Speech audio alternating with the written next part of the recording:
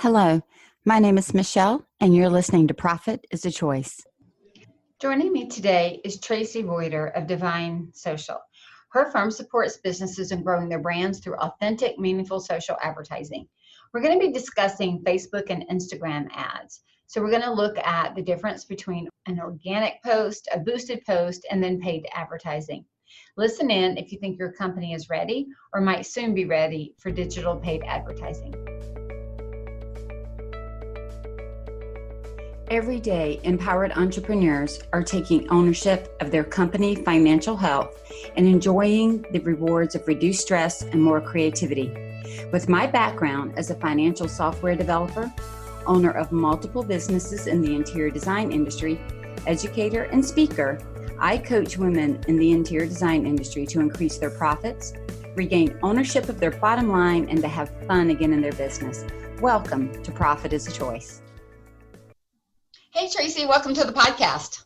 Thanks for having me, Michele. I'm excited to be here. I'm so glad that you are. Some of the fun things that we're going to talk about today is how to potentially have ads in our business, maybe on Facebook or Instagram and Pinterest, how to amplify the content that we already have with boosted posts, like all kinds of ways. In other words, I know I've had lots of different podcasts on why we should have a digital strategy and digital content that we should put out there, but we don't talk so much about going the next step, taking that information and almost reusing it in some ways. We talk about reuse of content, but how to really amplify it and to draw people in.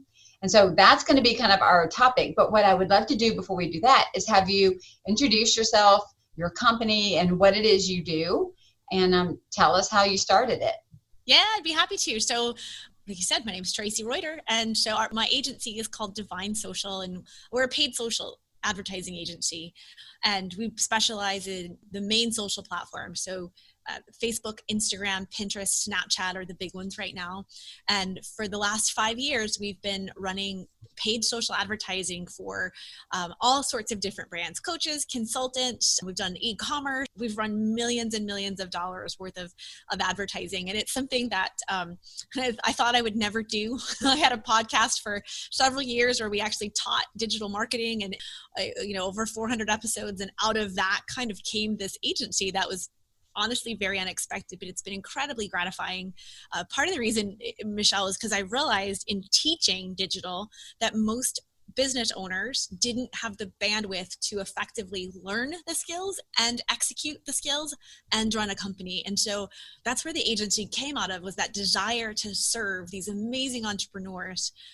My life was changed as a young girl. My uncle was one of those success stories, came from Greece without, 2 pennies in his pocket and, became a multimillionaire in New England. And I watched the whole thing happen. And so I just have such an admiration for how business owners can change the world. And, once I got over my initial, I don't want to build an agency. Once I got over that and I realized that I could actually serve these amazing world changers with my skill set and my ability to see strategy, it was a no-brainer, and we've never looked back. So it's been a lot of fun. We're a virtual team. We've been working virtual from the beginning, and my staff is all over the US, and we serve clients in a bunch of different industries.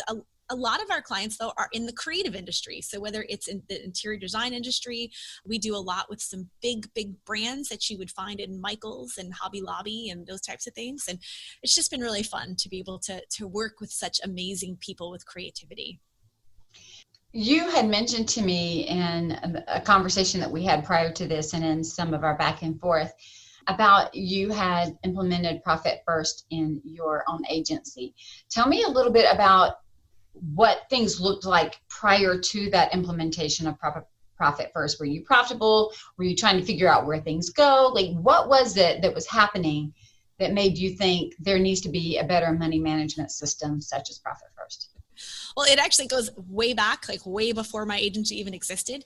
About it's been, I think, 8 years ago, because it's not cleared from my credit yet, but I filed bankruptcy in 2012.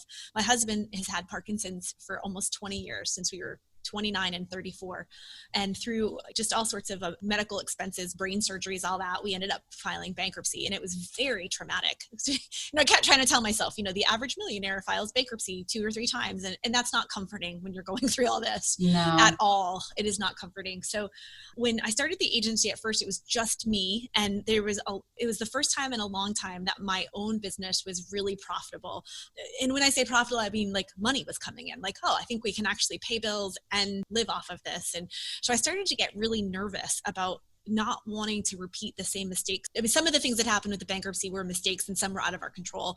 So how could I not repeat that? And the common question, the biggest thing that led me to Profit First was, how do I know how much to put aside for taxes? I think for most of us, like that's the first thing, like, yes. What do I do with that? And the more money that's coming in, the more taxes. And so the bigger the burden, the more we have to save for it. That's an all day, every day. I have more business owners call me because that's the thing that kind of bites them in the pants is I got hit on taxes, or I owe $100,000 from last year, or I've got this huge tax bill and I don't know what to do. And it's putting you in that position of instability instead of stability that the business is supposed to create.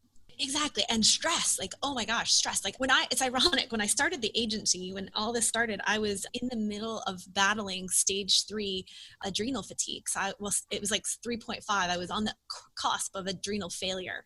And so I could only work about 12 hours a week. That's all I had. And it was like, golly, I can't add it. My doctor had looked me in the eye and said, if you don't get your stress under control, you're going to die. And I was like, well, that's nothing I'm interested in. I'm fairly young still. So I just realized, like, okay, what do I need to do to be able to get stress under control? How can I figure this out? And I knew finances for me personally is a big trigger. I have a lot of insecurity around wanting to make sure that I have security, because, when you don't have it, I mean, we always want what we don't have, right? So, but I think most of us want security. So I started listening to the Profit First audiobook and was like, oh my gosh, like, where was this before?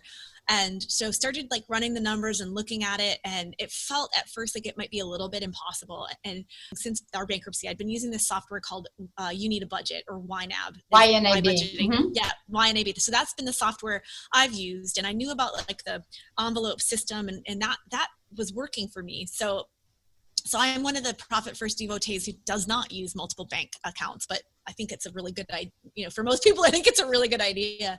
But I started crunching the numbers and looking at it. And it's like, okay, I think I can do this. Like, I think I can do this. And we started implementing it slowly at first. And at the same exact time, I implemented it in our personal life. I was like, okay, we're going to do this. We're going to do this. Right. We're committing all over.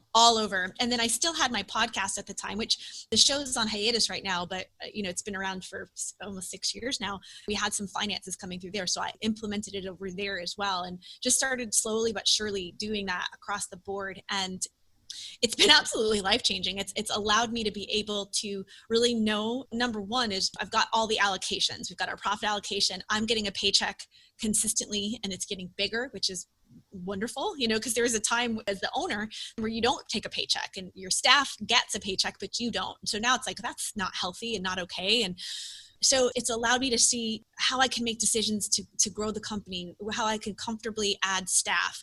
It's just really given me such an incredible peace of mind. And now this year, this is the first year since we've been doing Profit First. We've been doing Profit First probably for about 4.5 years. But this year, I'm actually building cash reserves, which is the first time we've been able to profit. So we've got profit and we're doing cash reserves on top of that. And that is, especially with COVID, with all the things that have happened, that was my biggest concern, is how many months of cash flow would I have in order to keep my staff? And Profit First has allowed me, as of right now, I think I'm at 3 months, awesome. Which is huge. It's huge. And funny, not funny, but we'll say interesting. I had, I coach people in Profit First all the time, and my conversation is usually we need 3 months. And there are some of my firms that I'm now telling they need 6. Because of what we're seeing and what's happening. And we all know that some of us got, the PPP, some of my clients did, and that was 8 weeks and that wasn't enough. And, right. I think our idea of what's enough in air quotes has shifted, but even having some gives you a little bit more breathing room to make a plan and to do what you need to do. So I love hearing Profit First success stories and how they work, just because I know that it works. It does. You made a point about starting slowly, and sometimes people will come to me and they're just like, I opened all 5 bank accounts and I'm here. And I'm like, whoa, pump the brakes, babe, because we got to work through this. And if you don't have a good, healthy habit, the 5 is going to overwhelm you immediately. And so there are some businesses that are we'll say they're structured well enough that we can do that. And for others, I say, start with a tax account, a profit account. All right, now let's move up to the next account. Okay, now let's move up to the next thing. It's like, if I were to go to somebody and say, I want you to change your eating plan, I want you to change your water intake plan, I want you to change your workout plan, I want to change your sleep schedule, and we're doing it all tomorrow, it would be like, whoa. And that's the equivalent. So sometimes we have to make 1 or 2 changes, see how they work, and get into that good rhythm, and then make the next change and get into the good rhythm, and make the next change and get into the good rhythm. Well, one of the really amazing things that's been such peace of mind over these few years doing Profit First is I have never fallen short when the tax bill comes, and that feels really good. I mean, I still have that moment where I'm like, I cannot believe I'm writing a check this big, but it feels so great to know that I had it set aside. It doesn't even feel like yours. It doesn't. I had a client the other day that wrote a $50,000 tax check, and she said to me, it didn't bother me. In the past, it would have made her feel like she wanted to be sick, like ill. She said, it didn't bother me because I had already separated it and I never looked at it as my money anyway. Or it was so much easier to write a $50,000 tax payment because it really wasn't mine. And just that mental separation in all of this is worth the weight in gold that the process is. It is. We, as business owners, there's so many things that are mental drains for us. And if we can do anything to make it easier. And it's funny, I remember I never was taught money management. I know a lot of us weren't, and I was never taught it. And when I got married, I brought a lot of debt into the marriage. And I used to have a sheet on the wall that had all of our bills, and it would make my husband sick. I know, but I'm going to get this. And I paid it down. And then we got into trouble again. And it used to just be like, finances just stressed me out, especially right as we were getting close to bankruptcy. You know what? If I don't look at it, it's not there. And we all know that's not true. And It's got to the point now, it's actually a joke. I've got a really good friend who's a bookkeeper, and she so desperately wants to come to work for us. But I said, that's probably going to be the very last thing I give up, because doing my books gives me so much peace. It's kind of like, it's my whoopee now. It's like it's my security blanket, because I feel so good about the control. I can forecast better. It's so amazing. And so I'm a big fan of Profit First, and it's just been hugely helpful for my stress level, and God knows we all have a lot of stress in our lives these days. If we can minimize it, all the better. That's great. So I love how Profit First has eased some of that for you. Let's use that and segue into how your company now solves that, a similar problem for others that relieves them of the stress of how do I promote myself in a digital marketplace? What do I put out there? How do I do that? Because I think, again, like you had to stop something else and create time to dig into Profit First. Mm-hmm. And you made a good point, and it's absolutely true. When we're the owner of the company, like if we think about the 3 main functions of a company, it's sales and marketing, finance, and operations. And so if we are the owner of the company and we're having to handle these 3 main functions, handling them at a 50,000 foot level is one thing, but trying to get down into the nitty gritty of writing an ad and going online and checking it, watching it and reviewing it and updating it. Honestly, as you know, because you've done it, that could be a company all by itself. Yeah. There's one thing about the whole digital content strategy. There's another thing about ads and boosted posts and that kind of thing. And they're all different parts of that sales and marketing. Not to mention that if we're an interior designer or a drapery workroom or a stager, we're in the operations like crazy because we're actually doing that creative work. There's only the client so much delivery. Right? Exactly. You've got to do it. Yeah. Exactly. There's only so much brain space and so much time space that we have. Not to mention that, like, I understand how to do a lot of this stuff, right? I understand it. But that knowledge moving into expertise by doing it and fine tuning it, it takes dedication, and it takes a lot of time and a lot of investment that we don't have. And that's where you were saying that your agency was formed out of, seeing that need. So could you start by explaining kind of the difference between, like, we all know what a social media post is on Instagram, Facebook, and Pinterest. We know that, right? Yeah. If not, there's plenty of other podcasts we can go back to. So let's assume that we all know that. What is the difference between a general post, a boosted post, and an ad? An ad. And it may be different in each of the different platforms, how they look at it. But in general, what is the difference, and what is the audience that each of those might be reaching? Yeah, that's a great question. So your general post is going to be, it's basically the free stuff that you can do. It's your business page, you're putting out a piece of content, you're sharing a video, an image, you're on Instagram sharing your portfolio, you're doing all those things. And a regular organic post is only going to be seen by a small select group of people who are already following you on that page. So let's just say you have 1,000 people that follow your business. Let's just say on average, actually right now, on average, it's about 2% of your audience is going to see that post. It can be very discouraging. Let's just be honest. It's very, very discouraging, but that's just how the platform works. Facebook and Instagram specifically are designed for the user experience, not for your business. And we always have to kind of keep that in mind. We sometimes get really offended that you don't get the free reach, your post isn't hitting all of your fans, but we just have to remember we're in there. It's like going into somebody's home and thinking you can make the rules. We're in Facebook's home and we have to play by their rules, or you're in Pinterest's home. So that's an organic post, is just essentially your content that the people that follow you have a likely chance of seeing. A boosted post, you don't really boost on Pinterest, but you can boost on Facebook and Instagram. And that's a little bit different. That was originally, that's been around for a very, very long time. And what most people don't realize with boosted posts, and it is changing. I will say this is actually getting better. Facebook's making some improvements. But for the longest time, the boosted post was the lowest hurdle possible that you could do. So you wouldn't have to know a whole lot. You just click this little button, tell them how much money you want to spend, and cross your fingers and hope that it gets in front of the right people. And essentially what that is you're putting dollars behind your post and asking Facebook to get you what's called engagement. People commenting, liking, sharing. That's it.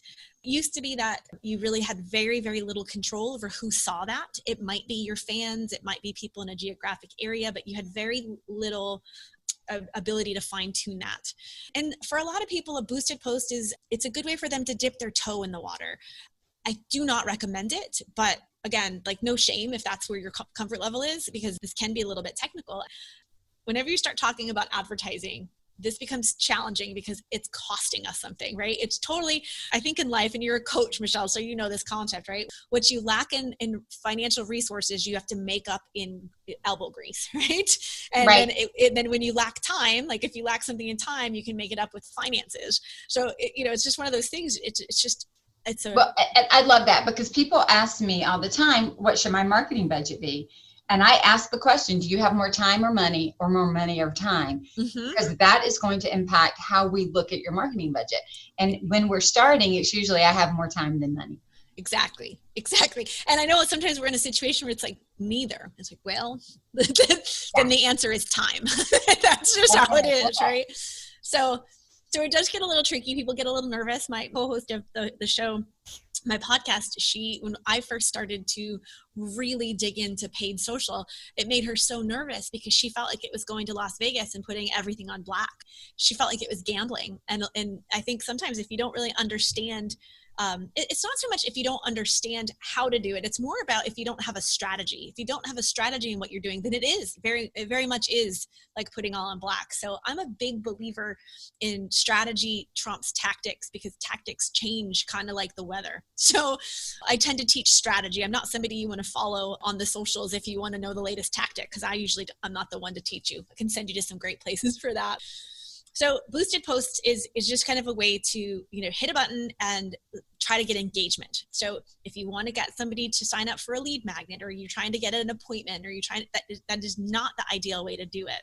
The third would be an actual ad. And an ad, the difference between a boosted post it really comes down to two things.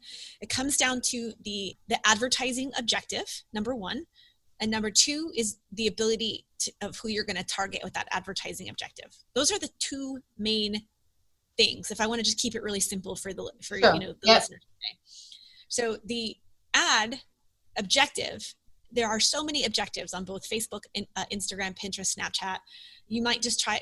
We have this methodology in our agency. We call it the 3 pillars to successful social ads. And the 3 pillars is very, very simple. It's audience building, it's engagement, and conversions. Conversions is going to be you get an appointment, or you get a lead, or you sell a project, right? That's conversions. We all know and love conversions, right? We love it. But when we focus solely on conversions, it's kind of like, I joked with a client yesterday. I met my husband at O'Hare Airport, but I didn't marry him for 2 years. Right? So he didn't convert me on the first meeting. It took 2 years for that conversion to happen. And so often when we're trying to market our business, we're expecting somebody to marry us on the very first exposure, and we have no strategy or plan to get them for courtship or for dating or for any of those things. And that's really where the advertising strategy comes into play. So your organic posts or basic posts can help that process. But the problem is if you try to make the pathway to conversion happen just on organic posts, going back to the fact that maybe 2% of your followers are going to see that, it's a very long and slow road. And that's why if you don't have the money to start running some type of advertising plan, you really do have to hustle. You have to hustle on social. You have to be out there. You have to be posting constantly. You have to be in front of people. And that can be really difficult to do that and run a business. Oh, yeah. I mean, it can be exhausting. Exhausting. Okay. So we understand the difference between just an organic post that we put out there. Boost, just to review what you said, is really where we're really just trying to engage them. We're trying to get a like, a click, something. Correct. Not trying to sell them right there. Right. Well, no, so that's just what Facebook's objective is. You might be boosting content that's trying to sell them. Right. Yeah, you might be trying to boost content that sells them, but Facebook is not going to necessarily put that content in front of people who are likely to buy from you. They're going to put that in front of people who are likely to engage with you, and they are not one and the same all the time. That's okay. Good point. And then when we really want to be able to have a strategy, the ad gives us more flexibility to do that. Who we want to see it, what is the demographic, what do we know about them, right? So it's kind of, it's a targeting. It's targeting. Well, and it's also the objective, right? This might be really helpful because a lot of people don't understand this. So when it comes to any social ad platform, the ads themselves have objectives. So I'm just going to use Facebook because it's every time I say Facebook, think Instagram, because it's the same advertising platform. So Facebook, Instagram, same thing. Maybe for your listeners, we'll use Instagram because I know designers. That's where we hang out a lot. Yeah, you hang a lot. So when you're going to run an ad, there are multiple advertising or campaign objectives. One might be reach. Reach is basically when you say to Instagram, get this in front of as many people as possible. Right? That's all you're asking. That's all you're going to get. One might be traffic, right? So that's saying, hey, Instagram, get as many people as possible to click this link and go to my website. One might be video views. And you're saying to Instagram, I want you to put this ad in front of people who are highly likely to watch my video. Another one might be conversions, right? Instagram, put this ad in front of people who are highly likely to convert. They're all very, very different. And in each of the campaign objectives, see, you can't do this with boosted posts, but each of the campaign objectives are designed to meet people at different stages in the customer journey. And this is kind of when we want to get into some old school marketing fundamentals, right? So key things these are timeless. This is long before digital. Number one is the customer journey and the steps and stages in the customer journey from awareness to advocacy, right? And the steps they have to take to find out about you and then become a raving fan. So that's one thing we need to learn about. The second thing we need to learn about is the rule of 7. And the rule of 7 is actually probably more like the rule of 500. So the rule of 7 is on average, it takes someone 7 exposures to your offer before they're going to make a decision. Now, the reason I say it should be the rule of 500, Michele, is the average adult right now in 2020 sees about 500 marketing messages a day. 7 is old school marketing principle that holds true, but the number's different because that was designed before digital existed. It was back in the 30s. We're talking the early television, TV, radio type of thing. So when you understand, right, those two things, you've got the customer journey, people are at different stages. Not everybody's ready to buy from you right now. Not everybody's ready to redo their master bath right now. That doesn't mean you shouldn't be getting them introduced to your ecosystem. You want to have a deliberate process to move them one step closer so that when they are ready, you are the obvious choice. Does that make sense? Oh, absolutely. Yeah. And so using the different campaign objectives and again, to try not to get too complicated, but by using those different things, you can actually strategically control someone's exposure to concepts, to your work, to ideas. You can move them through that customer journey so that when it is time for them to pick up the phone, you're the obvious choice. Right. See, like already I'd be like, okay, you're hired, because I mean, no, I understand it all. It's what we do anyway, even verbally. It's just then how does it show up online? And there's a lot more to it. You're really making, and that's just one kind of layer of what we're looking at, right? Then you can move down and you're creating these profiles of who are these people that we want to see on the customer journey. And exactly. So then you're going down a layer, and then you're going down another layer. And, then you're even in some places, when do you do it, and what, and you're going to be willing and able, even in your own business, to create time. Because let's say that you're trying to get somebody to set up a strategy call, or engage with your company for that very first call so you can see if their project matches. Well, let's say that you hit the lottery of ads and everybody starts calling. You've also got to know when to turn them on and when to turn them off. That's right. So you can manage what might be coming in or what might be happening to be able to fulfill whatever it is that you are promoting. That's exactly right. And then there's pros and cons with that too, because you haven't created what I like to call an evergreen sales machine for yourself, because now you have to start and stop and start and stop. So there's definitely a lot to this. And I want to make sure that I always want to be really cautious, because we run very high level, very complex campaigns. And, with clients that are spending, our biggest client spends $5 million a year on Facebook and Instagram. But we also have clients that spend, $1,500 a month. Most of them spend more than that. But so I want to try to keep it simple and not intimidate anybody, but it is really important. In order to grow your business and to have a stable business, you always have to have new people being introduced into your ecosystem. Back in the day, before I had a digital agency, I was an area vice president at AT&T. I used to run a sales division in the Windy City. And we knew, right? We always used to say that people buy at 12 o'clock. If we just say 12 o'clock is when they're ready to buy at the clock strikes 12. Well, what happens if they come into your ecosystem at 3 o'clock or at 2:15 or at 9 o'clock? You have to have something to keep them, to stay in front of them, to keep moving them so that when they are ready, that you're always bringing new people in and you have this healthy funnel of prospects, so that when you get a job, you've got something coming by the time that one's done.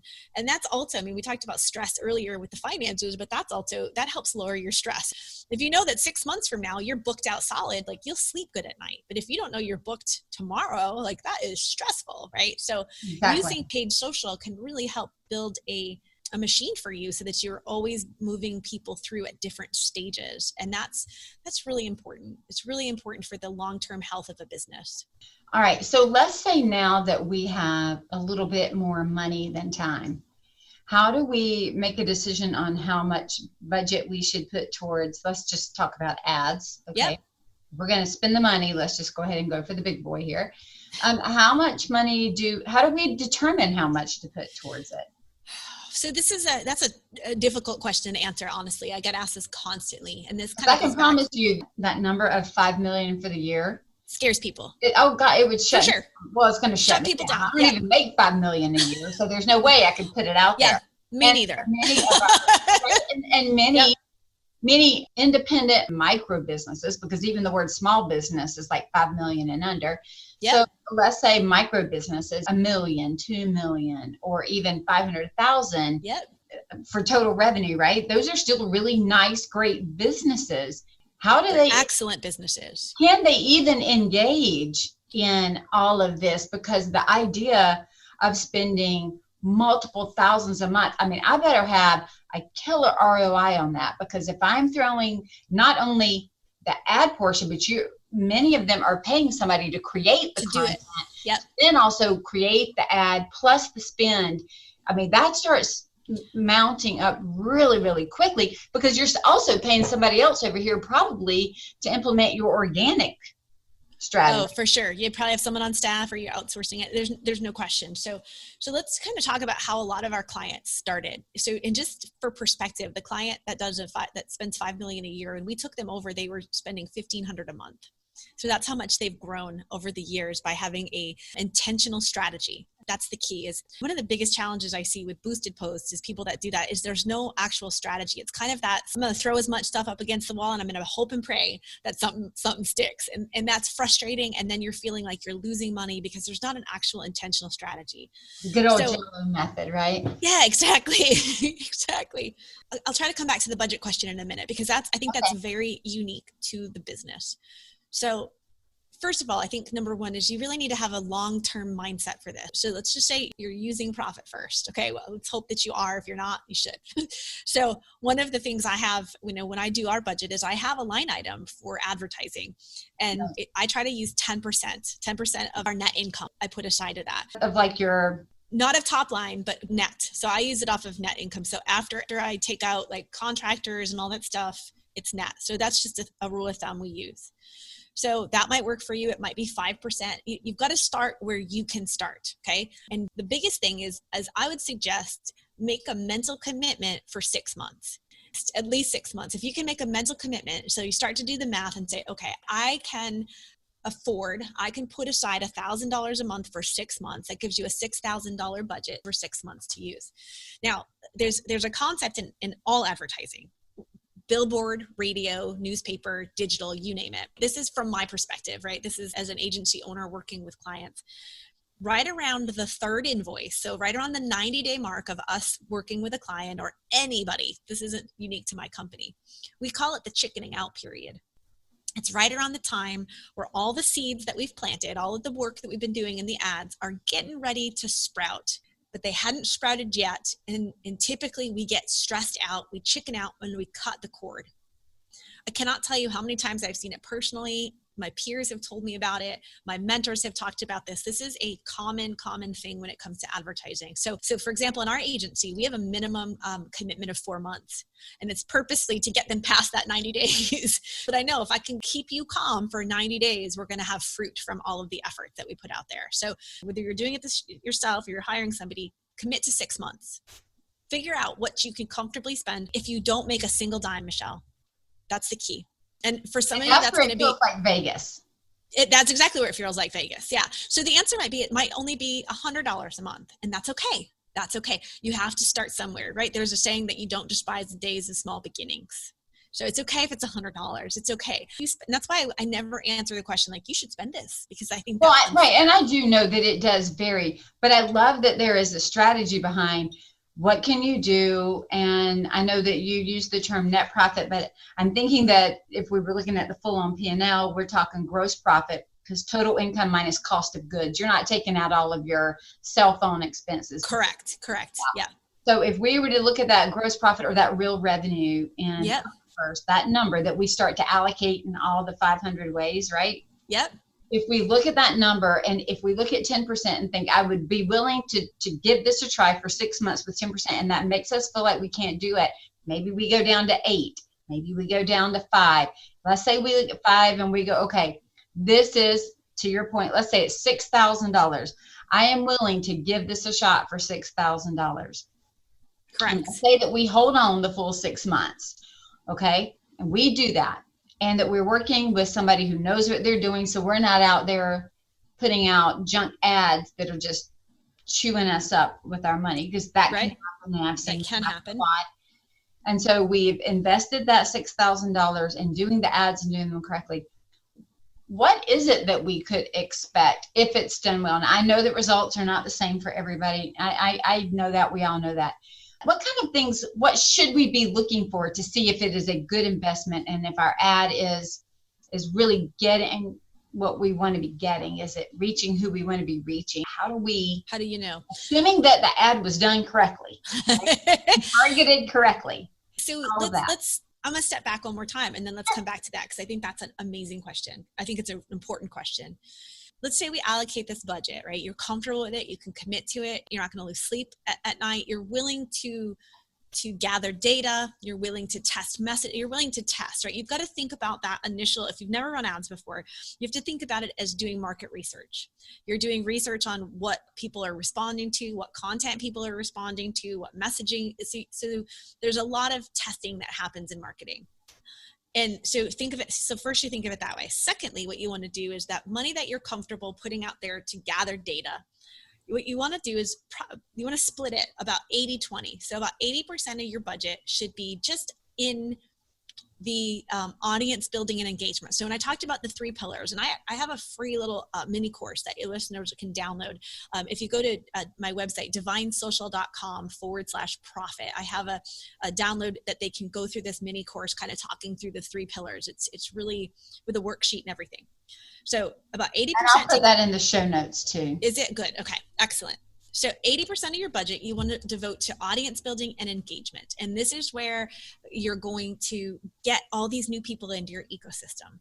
You want to be able to put out you want to create some kind of an ad. And we can talk about what that ad should look like. Video tends to be the best, right? And this is going to be, on your show before, Michele, have you talked top of funnel, middle of funnel, bottom of funnel? Is that a concept you think your listeners are familiar with? Yeah, I think so. So 80% of your budget should really be a top of funnel ad, introducing people to concepts and ideas, or maybe some of your work or what you do, or something very benefit driven. So once you do that, 20% of your budget should be essentially retargeting all those people that you did in that with the 80% of your budget, moving them closer to purchase or to an appointment or to a lead or whatever the case might be. So that's the simplest structure I could recommend. Now, once you have that, what you want to be looking for in the beginning, the biggest thing you want to be looking for is that top of funnel ad. Is it getting people engaged with you? Are people watching your video? Are people commenting? Are people stepping into your ecosystem? If you've got, let's say we're running a video, are they watching it more than 10 seconds? Or is all you're getting is 10-second video views? Because that primarily is somebody just stuck in their newsfeed and they didn't stay and watch it. So you want to start looking for some clues that people are actually consuming your content. That is going to be the first key performance indicator, is what type of, how many new people have you gotten to actually consume your content? And you want to make sure that number is growing and ballooning, because that is critical to then get them to the next step, which is what we all want. That's how we're going to get the return on ad spend, is getting people who have self-identified as potential people to move to the next level with you. The only way we're going to get them to convert is if they kind of move themselves through that. Because, I mean, let's face it, most website traffic converts at 2 to 3% the first time someone visits a site, because people aren't ready to buy on the first visit. They're not.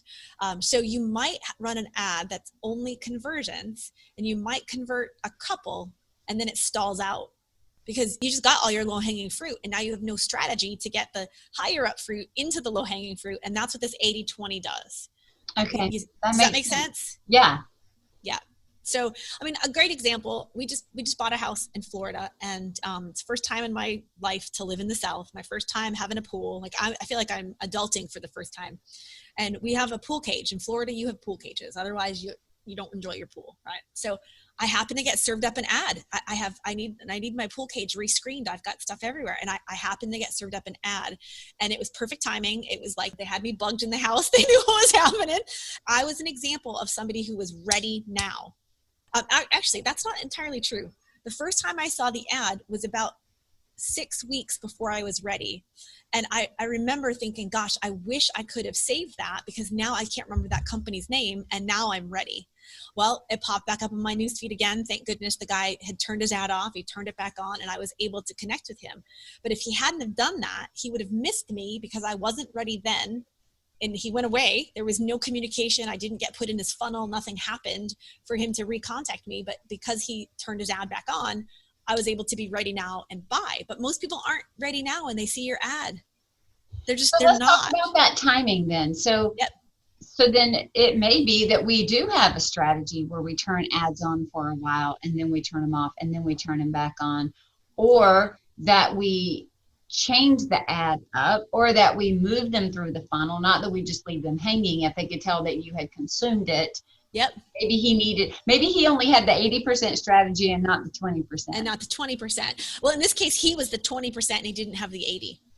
True. Right? So when you only have the 20%, you don't have the 80, that's when you're turning off, turning on. And you're losing the power of the algorithm. You're losing the power of what the Facebook, Instagram, like you said, Pinterest. you never really got in the funnel. He made the offer before you really knew who he was and identified the need that you had for his product. Exactly. So we have to be able to identify it and then be there when they're ready to purchase. And it was an ad that was an image only. So if you run, one of the reasons I'm such a big fan of if you have a super small budget, running some kind of a video ad to warm people up is because you can then create an audience of people who have watched your video and you can retarget them at a later date. That's a big, big thing. So, if I've got a video that is a walkthrough, I'll use an example. There's an amazing family-owned furniture store here I live in Sarasota, Florida. They have 4 locations. And this furniture store is not your traditional furniture store. They don't have furniture salespeople. They're designers. These are designers on the floor. And I had no idea that this company existed, except I stumbled into it, and now I'm a big fan. But if I were consulting with them, one of the things I would be doing is I would have a video ad running, targeting, homeowners or people at a certain income level. And I probably would have a video on our showroom floor talking about how we are not, furniture salespeople, we are actual designers and what you can expect.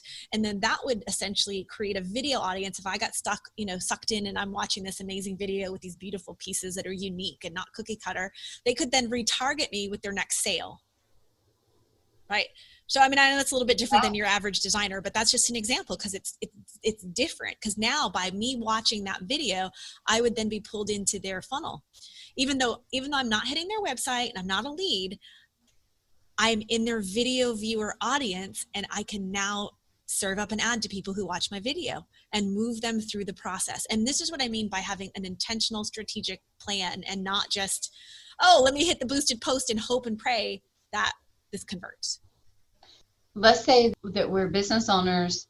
We have our organic social media happening. We have a team, internal, external support. However we do that, we got that okay. How do we know that we are poised and positioned and ready to take the next step into looking at ad spend for Instagram, Facebook, or Pinterest? How do you know as a company you're ready for that? Yeah. Well, so I think there's a couple of things. Number one, you need to make sure you have some infrastructure in place. You need to make sure that you have, you do have something where you can, whether it's capturing a lead or you have you have some kind of a web property that you can drive people to. You have the ability or the capacity to create the content. And again, the content should be very specific. I'm a big, big fan of Stephen Covey's book, The 7 Habits of Highly Effective People. And one of the habits is we begin with the end in mind. So, what you need to be able to do is think about what's the ultimate outcome you want in your business from these prospects, and then work your way backwards and start thinking about, okay, what type of content would I need to create that I'd want to amplify that would naturally move them to the next step? So you need to be able to create that kind of content. You need to be able to, put that together. I usually recommend have some kind of a landing page of some sort. You want to be able to have something that drives people to the next step once you move past, say, for example, a video view. So you want to have that. And then I think it is really, really important that you have the right mindset that you are going to just make that commitment. So even if you're doing it yourself, the worst thing you can do is start and stop and start and stop. And it's just like what you're saying with the profit first with taxes. Your client wrote that check because it wasn't even it wasn't hers. Well, if you think of your advertising budget, it's not yours. So it's your advertising budget, and it's really there. Yes, we want to always get a return on our advertising, but if you were to run a radio ad, you have less control over who hears it. You don't know what's going to come of it, but it's a I don't want to say a necessary evil, but in a way it's a necessary evil, right? We need to advertise our business. And I think if you look back prior to digital, everybody advertised their business. Nobody thought twice about it. It was either word of mouth, or they put a newspaper ad, or they did things. We always did that. We have a generation of entrepreneurs that grew up digitally that have no concept of actually investing in their marketing. It's like, what do you mean invest? It's free. I'm just going to get on Instagram and put a bunch Right. of posts, And so we sort of have to start thinking like businesses, large businesses, right? Large businesses have an advertising budget. So I think you have to like do a, look in the mirror and do a gut check. And if you can say confidently, I'm willing to make that commitment. I'm willing to learn. I'm willing to take some risks, knowing that I'm not putting it all on black and going to Vegas, because I'm going to actually try to have a strategy here. Because I think even if someone listened to just this podcast and implemented a few things, they would have more of a strategy than if they hadn't listened to it all. Right. I agree. So, and, I think one of the things, if we were to really step back and look at just kind of the evolution of, some call it the gig economy, or the ability to just start a business from your home and do all the things that we do. Many of us do look at all of the income and think it's ours versus yes. income for the company. And now what does a company budget look like? And because Instagram, Facebook, all of that started off in a way that we could almost word of mouth Yep. and have success at that. And then they took a step back and started putting barriers up and making it now a little more pay to play. We have kind of been inoculated to not have to pay in some instances. There's been so much ease of entry into business that when the rules change, like you said earlier, we're walking into Facebook's house, we're walking into Instagram's house. And when they change the rules and we don't go back and we haven't built out a strategy in the business, we don't know how to move forward in that. And so this is just a really good time to think about how much am I willing to pay on advertising, spend, and then how much am I willing to pay for the marketing materials? Like that's separate. Yep. How much am I willing to pay for a strategist to help me do it? That's separate. Yep. Because sometimes we go, okay, I can do the 6,000 ad spend, but you also have to be able to pay a strategist or figure out the strategy yourself. You got to pay somebody to build content, or you got to build it yourself. There is a lot more to it. And so I don't 100%. Even with me, I have online educational content. I probably have spent $100,000 over the years trying to not only build it, but have automation put in place, have, lead magnets that lead to all of the things. It's not and you don't have to do it all at once. I think that's correct. We can start small. I would rather somebody start small with a strategy than start large without. Oh my gosh. That is so smart. Maybe this will resonate because your audience are designers. So this furniture store I'm talking about, I wish I had the designer eye. I wanted to be an interior designer as a child. I don't have the eye at all. But I want to make this house beautiful. I really want it to be beautiful. So I've been struggling with that because I want to replace everything right now. I want to replace all the furniture. I really want to do everything. I want to rip this out and that out. And I went into this store and this amazing woman, I think her name was Barbara Jean or Barbara Ann. Anyway, she's incredible. She says to me, look, one thing at a time. Let's focus on one big piece and then build your room off of that. And I said, well, and I had found the piece. And so it was kind of like she gave me permission to slow down and think it through and not rush and do all that so that I could, over time, I'm going to make my house everything I've always wanted it to be, because it's not realistic for me to do it all at one time. It just isn't. And I think it's the same thing with ads, right? It's the same thing with marketing your business. That's why, and shame on me, I'll ask your listeners to forgive me to even have brought up the $5 million client, because it's true, like that shuts people down, right? But in order to get there, you have to start somewhere, and it's okay to start small. Like it's truly, don't despise the day of small beginnings, but make sure you can make that commitment, do it with some intention. And the reason I say 6 months and be okay that you don't make anything is because it's just a really important mindset. If you run an ad and you think you're going to be a millionaire by tomorrow, you're going to believe it doesn't work, and you're going to give up too soon, and you're going to be impatient. You're going to put a lot of pressure on yourself. Whoever you're working with, you're going to put a lot of pressure on them. It's not pleasant for anybody. So that's why if you have a long-term vision and then you take short-term action, you're going to have success in any kind of paid social. I love that. It's the same kind of thing when we used to think, oh, I'll just put a print ad out. And you put it out one time and you wonder why everybody's not calling and coming. And you have to stay in front of them. I mean, it's the same concept. Rule of 7. Yeah. But it's just for some reason we act like we should be able to do it for free, or we shouldn't have to do it, and that kind of thing. So and if you shouldn't, if you can fast forward and say, 6 months from now, if the words are going to come out of your mouth and you're going to say, I spent $500 and I didn't get a thing, and that's going to make you feel awful, then you still don't have the right mindset. And the other thing we haven't talked about, Michele, the other thing that we didn't even bring up at all, is a lot of times the price of your offer, the cost of your offer, should dictate what your budget is. If your offer is a $14,000, remodel, and you think that you're going to get leads for $1, you have the wrong expectation of how that should look, because that is a high value lead that you're trying to get in order to close that deal. So we could probably talk for 6 weeks on all of this. There's so many things we can keep talking about, but I think mindset is more important than anything. As a business owner, we have to be good stewards of our finances, and really, like you said, this isn't your money, this is your company's money. And in order for the company to grow, what strategic risks do you need to take in order to make that happen? And advertising should be one of them, but you have to be able to have the intestinal fortitude to do it. So especially if you're brand new. Right. And again, it's got to be the strategy. It's got to be done well, and done with a lot of forethought. And that's one of the big things that I teach in my business as we're scaling. I teach my AIM with Intent methodology, which is align your team, ignite your process, manage your money, and do it all with intention. So we have to have the strategy for every area of the company, and marketing and advertising is absolutely a part of that. Absolutely. Yep, for sure.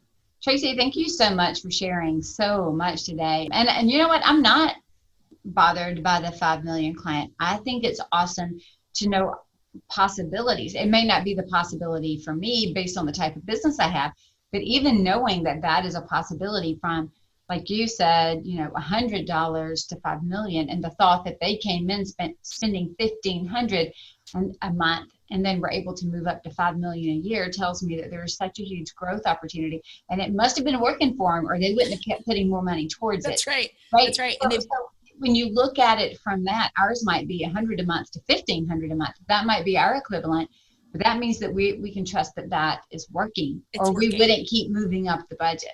Correct. And if you look at social ads in general, if they didn't work, there wouldn't be so many people putting money into it. It's just, I think it's Gary Vee that talks about this a lot. Typically it's not that the ads don't work. It's that it's usually either you didn't give it long enough, or, you didn't get the right help, or whatever the case might be. So we've seen it. There's very, very few industries that social ads don't work for. And the design industry is beautiful because of things like Instagram and Pinterest. And Pinterest ads, we didn't really get into today, but Pinterest ads tend to be much more of a longer play. It's a much, much longer process than Facebook or Instagram would be. But still, that's a thing to consider as well, is at some point, like, what kind of presence do you want to have over there? That's another story for another day, but it's just really important to be thinking, how can you steward the money of your company so that your future growth is happening, that you have a plan today for future growth, that you're going to have 6 months to a year from now. That's exactly right. It's the future growth. In the Fix This Next business hierarchy of needs, we look at that bottom level. If we're comparing it to Maslow's, that bottom level is sales. And if we don't have sales, that's the lifeblood of the company. So we've got to constantly be working on sales so that we can then be profitable. You can't be profitable with no sales. Exactly. So, we have to put money towards that endeavor to make sure. And, for many of us, it's the 3 to 6 month game, from the time we meet them to the time they're ready and courting them through, or getting our subcontractors ready. I mean, there's a whole courting process in that. And that's why when we turn off all of our marketing, even word of mouth, or we say that we're too busy and we're not responding, that when we turn it back on, we got a 3 to 6 month lag before we can start to get business back in the door. So whether it's digital or whether it's word of mouth, that on and off is damaging to a company. It's very think about driving a car. If you gas brake, like, that's bad for the car. So it's bad. Yeah, it is. Well, Traci, you've given us lots to think about, lots to dig into. Tell everybody your website. I know you mentioned it earlier. We'll have it in the show notes, but tell them where they can find you hanging out. Yeah.